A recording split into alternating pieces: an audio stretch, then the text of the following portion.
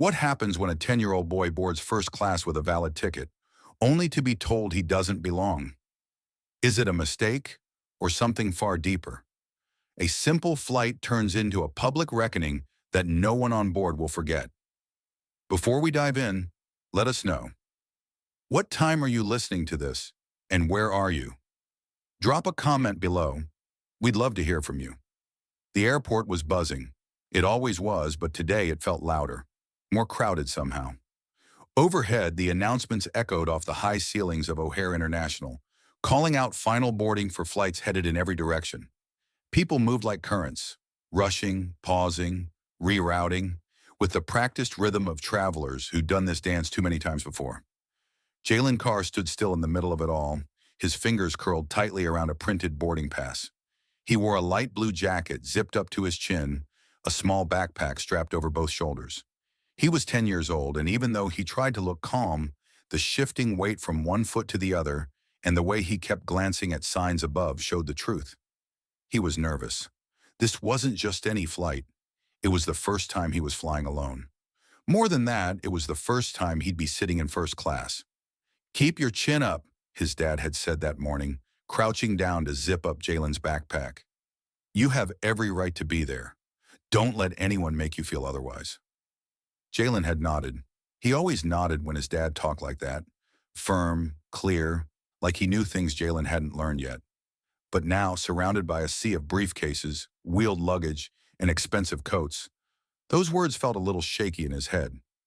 At the check-in counter, the woman had scanned his ticket, glanced down at the name, then up at him. She didn't say anything, just gave a little pause, barely a second, but long enough for Jalen to notice. Her eyebrows lifted, just slightly, like she was surprised. She handed the ticket back with a flat smile. "Gate C-17, she said. "Straight ahead, then left." He thanked her quietly and moved on. The gate was calmer, more controlled. First-class passengers were already being called. He stepped forward when the group was announced, his heart beating in his throat. The attendant scanned his ticket without a word, though she tilted her head when she saw the seat number. "First on the left," she said, motioning him forward. And just like that, he was walking down the jet bridge. The cabin was quiet, wrapped in soft lighting and the faint scent of leather and citrus. The seats looked like something out of a magazine, wide, cream-colored, with silver armrests and glass partitions. A few passengers were already seated, mostly older, mostly white, buried in laptops or flipping through newspapers. Jalen took a deep breath and started walking. Row 1A. That was his, the first seat on the left. He didn't make it far.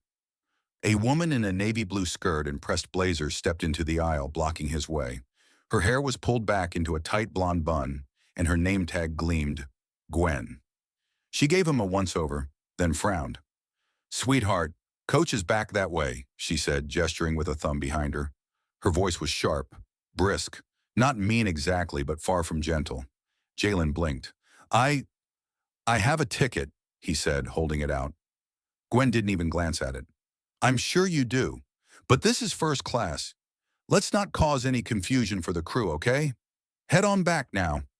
He looked down at the ticket again, then back up at her. "It says seat 1A. My dad booked it." There was a pause, brief and brittle. Gwen crossed her arms, not budging. "I said coach is behind you. You need to move." And just like that, he felt it. That cold flush of embarrassment rising from his chest to his cheeks. People were watching. Not everyone, but enough. A man in a gray suit peeked over his glasses. A woman flipped her page slower than before. Nobody said anything. Jalen's hand tightened around the ticket. He didn't know whether to speak again or just leave. Gwen turned on her heel and walked away, not saying another word. He stayed where he was, stuck between rows, his feet refusing to move. The seat was right there, just a few steps away, but it felt miles out of reach. Behind him, a few more passengers boarded. One brushed past, mumbling an excuse. Another looked at him with something that wasn't quite curiosity and not quite sympathy either. Just a glance, then silence. Gwen returned, frowned deeper now. "I've already told you once," she snapped. "This isn't your seat. You either go back or I call security." Your choice. Jalen didn't speak. His voice was gone. His fingers, still clutching the ticket, trembled just a little. And in that moment, surrounded by soft leather, filtered air, and polite silence, he had never felt smaller. Jalen didn't move. He stood there in the aisle, fingers gripping the wrinkled paper boarding pass like it was the only proof he had that he existed. His voice was barely above a whisper when he tried again. I have a ticket. It's real. His hands trembled slightly as he held it out. His face, still round with youth, was pulled tight with confusion and something deeper. Hurt he didn't have words for yet. Gwen Radley didn't even glance at it. Someone must have printed it wrong, she said sharply, arms folded across her chest. You need to return to the correct section before I have to call airport security.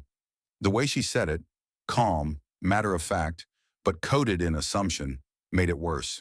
She wasn't angry. She wasn't emotional. She was sure. Certain he didn't belong. And somehow that certainty cut deeper than if she'd screamed. Around them, no one spoke. No one stood up. No one asked a question. Eyes flicked in his direction, then away again, as if the discomfort might disappear if they didn't look too long. He was surrounded by people in tailored suits, noise-canceling headphones, and silver watches. But in that moment, he might as well have been invisible. Jalen's heart thudded like a drum in his ears. The words his father had said that morning echoed faintly, already slipping away. No one gets to make you feel small, son. But standing there, with all those eyes, he felt so small it was like he was shrinking from the inside out. Just a few feet away, in seat 1C, Walter Kim watched silently. He had noticed the boy the moment he entered the cabin, how carefully he moved, how he scanned the seat numbers with both hope and hesitation. Walter had been a history teacher for nearly 30 years, long retired now, but some instincts never left. You could tell when a kid was just trying to do the right thing. He hadn't planned to get involved. He rarely did anymore. These days, people had sharp tongues and quick tempers, and he was tired of being disappointed.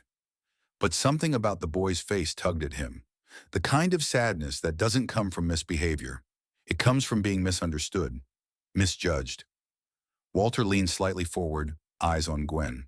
Her back was stiff, posture defensive. It reminded him of something. A conversation over dinner a few months back with an old friend who still worked in aviation. She had mentioned a flight crew member, someone with authority, who'd been quietly reprimanded for showing patterns of dismissiveness toward passengers of color. Nothing obvious, just patterns, coldness, assumptions. Silence where warmth should have been. He hadn't remembered the name at the time, but now watching Gwen, something clicked. Still, he didn't speak. Gwen stepped away for a moment, tapping her earpiece. Her voice, though lowered, carried clearly across the quiet cabin. This is Gwen Radley in First. I need assistance. We have a minor with an invalid boarding situation. He's refusing to comply and creating a disturbance. The words hit Jalen like ice water down his spine. Creating a disturbance? He hadn't raised his voice, hadn't moved, hadn't done anything but stand there. His lips parted, but nothing came out. His throat felt tight. The space around him felt too big and too close at the same time. He could feel the sting of tears threatening, but he held them back. Not here.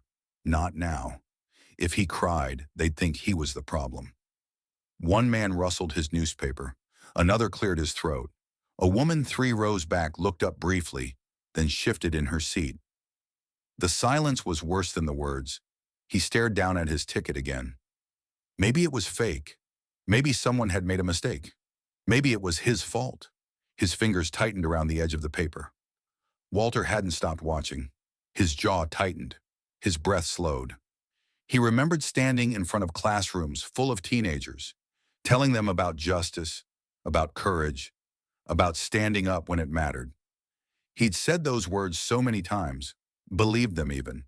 But here he was now, and he hadn't said a single thing. He looked again at Gwen, now gesturing toward the front of the plane, already preparing to explain herself. He closed his eyes, exhaled, and when he opened them, something had shifted. His thoughts were quiet but sharp. I used to tell kids to speak up when it counted. What am I doing now? Sitting still? He looked at Jalen again. This small boy standing straighter than he had any reason to, surrounded by people who couldn't see what mattered. Walter sat back for a moment, then leaned forward just enough for his voice to carry. And this time, he didn't look away. The cabin felt colder somehow, though the air hadn't changed. No one said a word. No one moved. The soft rustle of newspapers and the occasional clink of glass from a flight attendant prepping trays had vanished, like the whole plane was holding its breath.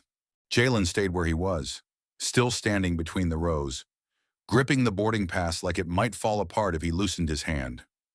The edges of the paper were damp from his palms, his feet wouldn't move, and his throat felt tight. Not because he couldn't speak, but because he didn't know if it mattered anymore. Across from him, Gwen Radley crossed her arms and tilted her head, her tone dipping into something condescending.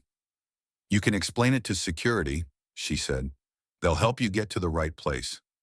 The way she said it made it clear. She thought she was being patient, like she was doing him a favor. Jalen didn't answer. He couldn't. His mind was too full. It was like standing in the middle of a storm, one where the lightning didn't flash, but you could feel it just beneath the skin. That's when Walter Kim cleared his throat. He didn't raise his voice. He didn't stand. But the calm in his tone carried weight. "Ms. Radley," he said, "I believe the boy is telling the truth. A first-class ticket doesn't come with an age limit." Gwen turned fast, like she'd been waiting for someone to challenge her. "I'm well aware of what our tickets allow," she snapped, "and I'm responsible for knowing my passengers. Sir, I'd appreciate it if you'd let me handle the situation." Walter met her gaze, then looked back at Jalen. His expression was unreadable, part apology, part disappointment. He didn't say another word. Jalen didn't even notice the exchange. He just stared at the ground. His fingers had stopped shaking, but only because they'd gone numb. Two men in dark uniforms stepped into the cabin. They looked official, calm, and, worst of all, routine. Like this sort of thing wasn't new to them. One pointed. "This the boy?" Gwen gave a tight nod. "Yes, passenger not listed on the first-class manifest." Jalen didn't move. The younger officer crouched beside him, his voice soft. "Hey, buddy, why don't you come with us for a second?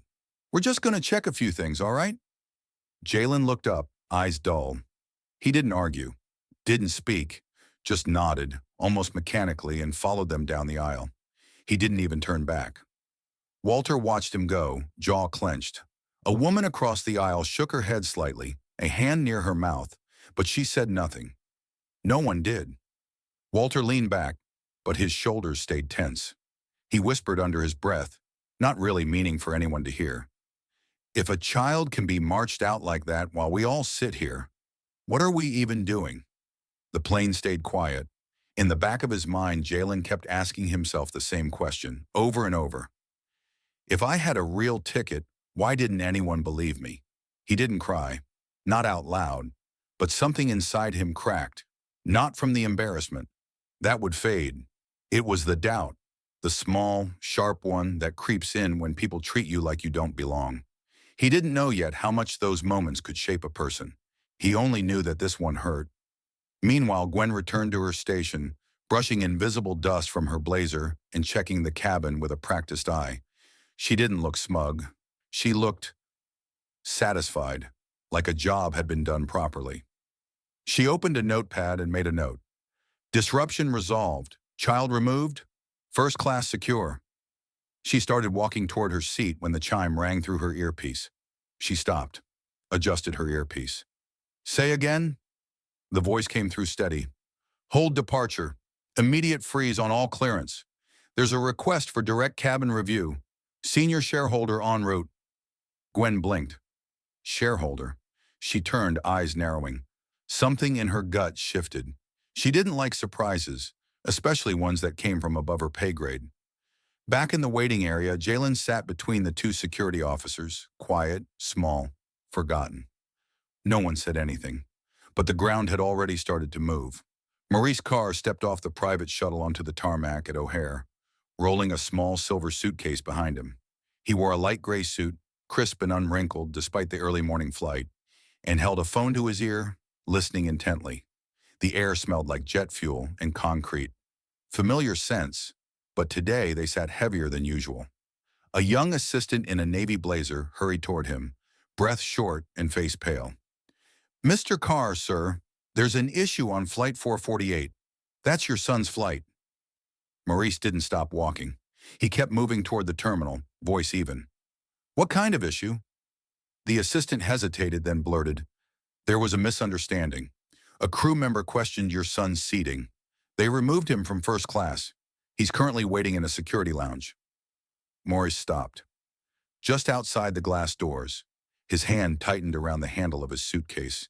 His jaw moved once, but no words came out for a moment. Then his eyes narrowed. "Show me the footage," he said quietly. Within minutes, they were inside the operations room. A monitor played back footage from a cabin camera. Jalen standing alone, holding out a boarding pass. The boy's posture stiff, unsure. The woman in uniform, Gwen Radley, speaking sternly. Then two men arriving, leading Jalen out. Maurice didn't blink as he watched it. When it ended, he didn't turn to the assistant. "I don't want apologies," he said. "I want accountability, and I want every passenger on that plane to see it happen." The assistant swallowed hard, then nodded. Downstairs in a small waiting area near security, Jalen sat with his back pressed into a stiff plastic chair. His backpack was in his lap, his boarding pass still clutched in one hand, creased and bent now from how many times he'd squeezed it.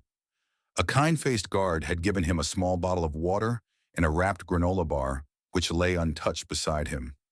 His legs swung just barely off the ground. He stared at the floor. Maybe they were right, he thought. Maybe he really didn't belong in that seat. He didn't feel angry, not yet. What he felt was something colder, something that made his chest feel tight and his hands heavy. It was the slow, creeping idea that maybe he'd been wrong to expect anything different. Maybe this was just how it was. Maybe he'd made a fool of himself thinking otherwise. On the plane, Gwen Radley sat at her jump seat near the front, pen in hand, flipping open a small notebook. She wrote deliberately, like someone documenting facts. Passenger removed for noncompliance. Minor appeared confused but offered no resistance. Cabin secured, no incident. A younger flight attendant hesitated nearby, wringing her hands slightly. "Miss Radley," she said quietly, "what if the boy really did have the right seat?" Gwen didn't look up. "Then someone in ticketing messed up. That's not on me." The attendant paused. "He looked scared." Gwen did glance up then, her tone clipped. "And I followed protocol. Emotions don't override security standards." She returned to her notes. Back in the crew room, Maurice was on the move again, phone to his ear, giving instructions calmly, but with finality. His voice didn't rise, but every word landed with weight. He'll return to his seat, but not until the crew understands why this happened, and not until the passengers witness the consequence. The assistant hesitated. "Should we notify the flight crew?" Maurice nodded once. "Yes. Tell them a senior shareholder is boarding to evaluate first-class service quality. Don't mention my name." Across the airport, Gwen's earpiece beeped. She tapped it. "Radley." A voice came through, smooth, professional, but clear. "Ma'am, we've been informed a senior shareholder will be boarding shortly to observe cabin performance. Please remain in the first-class area until instructed." Gwen's eyes brightened slightly. A shareholder? That could be good. A chance to prove herself. She smoothed her blazer and brushed a hand over her hair. Maybe this would be her moment to stand out. She had no idea the man coming up that jet bridge was the father of the boy she'd dismissed not an hour earlier. Near gate C-17, Maurice slowed his pace. He could see through the floor-to-ceiling windows into the holding area. There was Jalen, small, still, staring at the ground, holding a ticket that should have been his passport to dignity, to equality. Maurice didn't walk in immediately. He just stood there watching his son through the glass. His face didn't show anger. It showed something else. A stillness. The kind that comes just before a storm. Then he turned to the assistant beside him. "Call the flight lead," he said quietly. "Tell them to assemble the cabin crew in the main cabin." He adjusted his cuff, then added without looking up, "Do it now. We're done being quiet." Jalen was still in the waiting area when he heard the steady, familiar sound of his father's shoes on the polished floor. Slow, deliberate steps that never rushed but always meant something. He looked up, unsure if it was real, until he saw Morris standing there, just a few feet away, holding out his hand. He didn't say a word. Jalen didn't need him to. He got up and moved toward him, not walking but running, straight into his father's arms. He wrapped both arms tight around his waist and buried his face in his suit jacket. He wasn't crying, not really, but everything he'd been holding in, the fear, the shame, the confusion, it broke the moment his father touched his shoulder. Morris didn't ask what happened. He already knew. "Stay here for a moment," he said gently. "I need to take care of something." Jalen nodded without speaking. He sat back down, wiping his sleeve across his face, watching his father walk toward the gate like a man with a purpose. Because he was. A few minutes later, Maurice stepped onto Flight 448. He didn't make an announcement. He didn't raise his voice. He simply asked the lead attendant to gather the crew in the main cabin. He was calm, collected, and he carried a presence that made people move without asking why. Gwen Radley stood near the front, smoothing the hem of her blazer. She assumed he was corporate, probably someone from the quality assurance team. Her back straightened, and her face settled into a polite, businesslike smile. She had no idea who she was looking at. Maurice stood in the aisle, letting the silence settle over the cabin like a blanket. He took a deep breath, scanned the faces, passengers, crew, everyone watching. Then without hurry, he reached into his coat pocket and held up a black ID badge with a silver trim. "Maurice Carr," he said clearly, "shareholder and executive board member of Altura Air." The cabin fell into dead silence. Gwen's smile froze.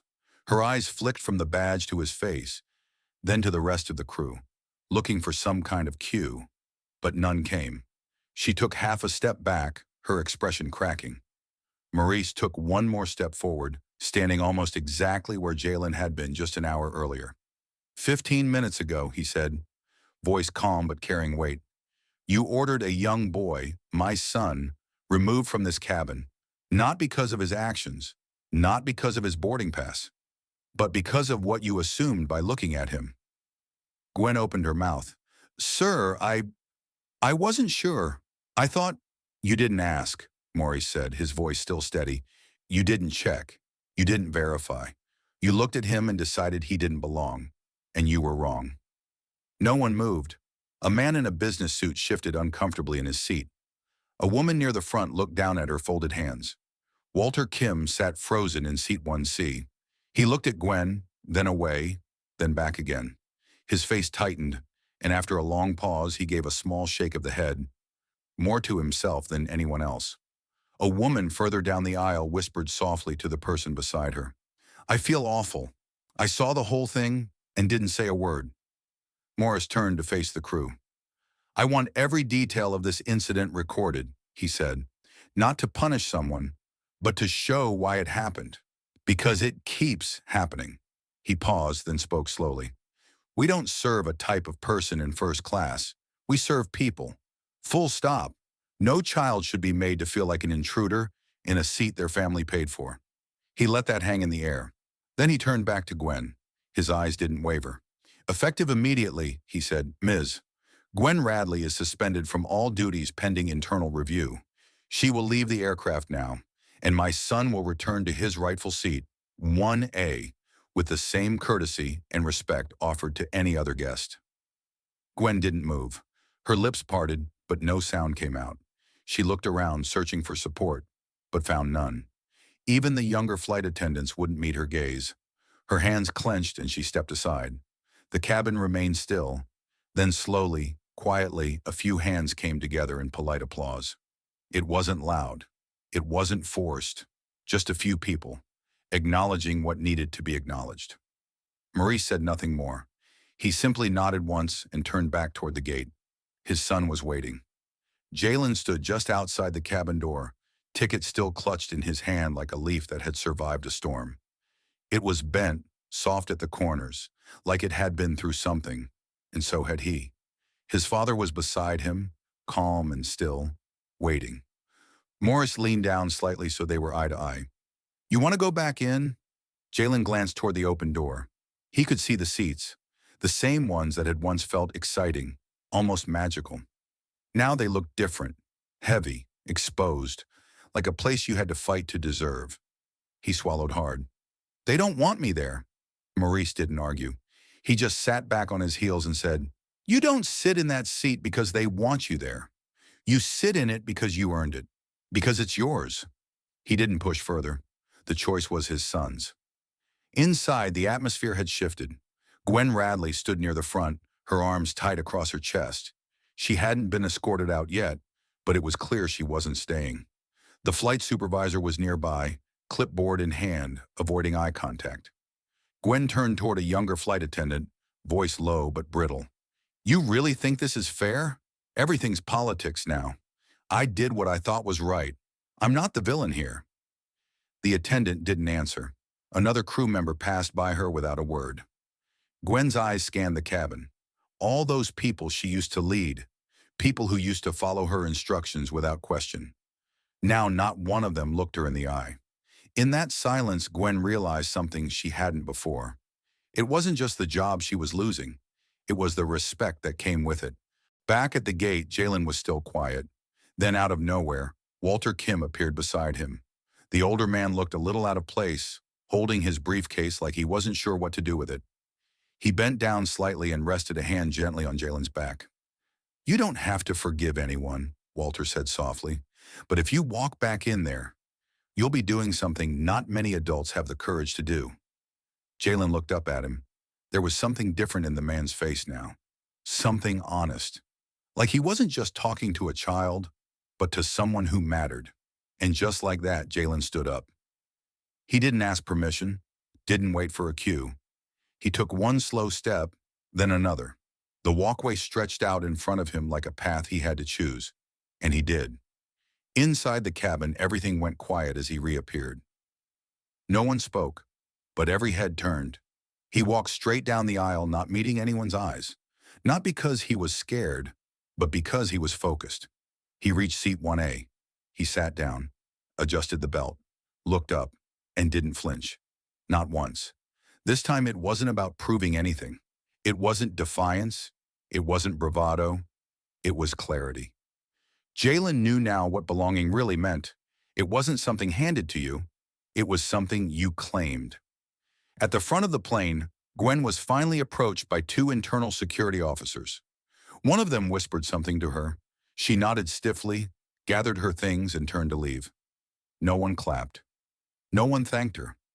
Some passengers who had once smiled at her, even admired her firmness, now turned their heads as she passed. She paused once, glancing toward Jalen. He didn't look at her. She wasn't part of his world anymore. As she stepped off the plane, she faded into the background like just another traveler. Unseen, uncelebrated, undone. Back in seat 1A, Jalen exhaled slowly. The cabin felt quieter now, but not heavy. More like it had taken a breath with him. The window beside him caught the morning sun, casting a warm glow across his cheek. He leaned slightly, looked out at the tarmac, and then quietly, not for anyone else, just for himself, he whispered, "I don't want anyone else to have to stand like I did this morning. Not ever again." Morris heard it. He didn't say anything, just turned his head and gave the smallest nod. His son's journey had just begun. The cabin was still, not heavy, not tense, just quiet, like everyone was recalibrating what they'd seen. Jalen sat upright in seat 1A, his hands resting calmly in his lap. No more shrinking, no more searching for permission. He wasn't the same kid who had walked onto the plane that morning. The flight hadn't resumed yet. Ground control was waiting on a full incident report. Maurice stayed on board, speaking quietly into his phone, his voice measured. "I don't want a temporary suspension," he said. "This can't just disappear in a folder somewhere." The voice on the other end replied with the kind of corporate tone that came from years of training. "We understand. The company will be submitting a formal report to the Department of Transportation. Ms. Radley's record will reflect repeat warnings. We'll be placing her on the no rehire registry across our industry network." Maurice closed his eyes briefly, exhaled, and said, "Good. Then we're beginning to mean what we say." Back in the first-class cabin, passengers were watching Jalen differently now. A businessman 2 rows behind nodded when Jalen glanced his way.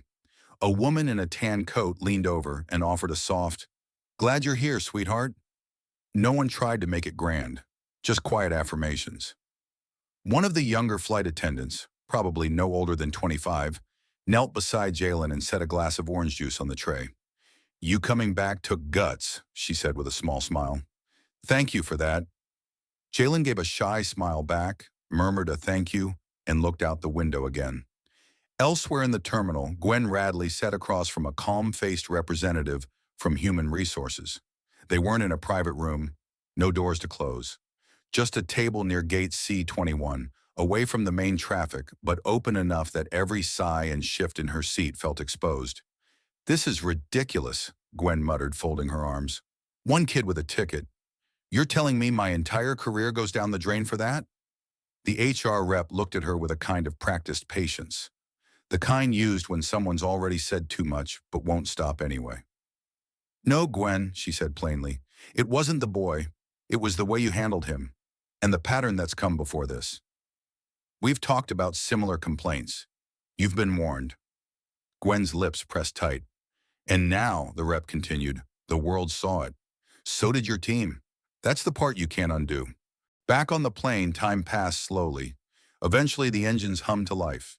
The aircraft began taxiing, and Jalen leaned into the seat, feeling it all settle around him. He didn't grip the armrest or look for approval. He just sat, quiet, steady, owning the space like someone who'd earned it not through price, but through perseverance. The flight was short, a little over 4 hours. Long enough for people to think, not long enough to forget. By the time they landed in Seattle, word had already begun to ripple beyond the airport. There was a reporter standing near the gate when Jalen and Morris stepped off. A woman with a handheld mic and soft eyes, not aggressive. She didn't rush them, just said gently, "If you're willing to speak, people are listening." Maurice gave a polite nod but didn't stop. A few feet behind them, a teenager in a hoodie stood watching. He was holding a phone, eyes wide. Then he turned the screen toward his friend. "Dude," he whispered, "that's the kid." The video's everywhere. A passenger from the flight had filmed it, just a few seconds. Jalen being confronted, then quietly returning, followed by the announcement that changed everything. The caption read, "This little boy was told he didn't belong."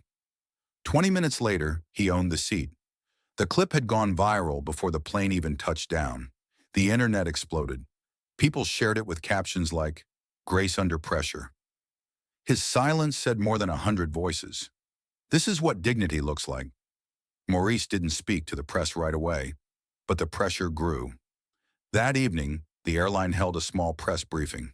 No stage, no fanfare. Maurice stood beside his son, hand resting gently on Jalen's shoulder. He didn't have a script. He looked into the cameras and spoke slowly, with the kind of voice that made people lean in. "We built Altura Air to serve everyone, to make travel feel human again. But if a child, any child, steps onto our plane and is made to feel afraid, small, or unwanted, then we've failed. Not just as a company, but as people." He paused, then continued. "Respect isn't a feature. It's a right. A seat isn't just a number on a ticket. It's a promise. And today, my son had to fight for that promise. No one should have to." The room was quiet. The camera panned slightly to Jalen. He didn't smile. He didn't fidget. He just looked into the lens with an expression that was no longer unsure. He looked like someone who understood the moment he was in. The memo went out early Monday morning. It was brief, but no one missed its weight. Altura Air is committed to equitable service at every level.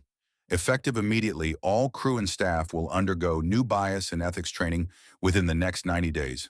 Discrimination of any kind will result in disciplinary action, up to and including termination. Gwen Radley never returned to work. There was no formal announcement, no goodbye party, no farewell emails filled with cliches. She cleared out her locker in the quietest hour of the day and left the building without a word. No one walked her out. No one asked for one last conversation. She passed through the sliding doors of the Altura headquarters with her shoulders slightly hunched, carrying a small box and nothing else. The cameras waiting outside didn't get much, just the back of a woman who had once carried authority like armor, now leaving it behind. She never gave an interview. Back in Seattle, Jalen returned to school. He wasn't treated like a celebrity, but his classmates noticed. Kids who had never spoken to him much now gave quick nods in the hallway.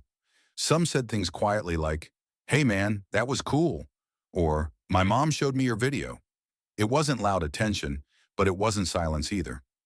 One afternoon during history class, Ms. Bennett asked if he'd be willing to talk about what happened. Jalen stood at the front of the room, hands in his pockets, trying not to shift from foot to foot. "I'm not a hero," he said, looking around. "I just didn't want anyone else to be told they don't belong, especially when they do." The room was quiet, respectful. Not the kind of silence filled with stares, but the kind where people really listened. His teacher gave a small nod, then added, "That's how history changes, when someone ordinary decides not to stay quiet." Meanwhile, Morris kept his distance from the media attention. He allowed one short interview, then shifted the focus back where he believed it belonged, on action, not talk. Together with Altura's board, he launched a new program called Respect Every Seat. It wasn't just a slogan. The campaign included new training videos created with input from passengers, civil rights educators, and frontline crew. Hiring policies were restructured. Feedback systems became more transparent. Real stories, like Jalen's, were included in crew orientation. Not for sympathy, but for understanding. When asked if he felt this was personal, Maurice smiled faintly. "I'm a father before I'm a shareholder," he said. "What kind of company lets a child be humiliated for having the wrong face in the right seat?" 1 month later, in Houston, a different flight began boarding. A young Asian boy, about 9 or 10, stepped onto a first-class cabin with his grandmother. A flight attendant started walking toward them, eyes narrowed. But before she said anything, a passenger stood up from row 2C. He was tall, older, dressed in jeans and a windbreaker. He raised his voice just enough for the front half of the plane to hear. "Let's not repeat the Altura story, all right?" The attendant froze. She blinked, then exhaled and smiled tightly, saying, "Of course, sir. Welcome aboard." That was it. No confrontation, no scene, just awareness and a shift. Later that week, Jalen got a letter in the mail. No return address, just a stamp from Boston. It was handwritten in shaky print. "Hey Jalen, I'm in 4th grade. I saw your story. I didn't know kids like us could say stuff like that and be heard. I think I'm going to try next time something feels wrong. Thanks for going first." There were little doodles in the corners, a rocket ship, a pair of sneakers. Jalen read it 3 times.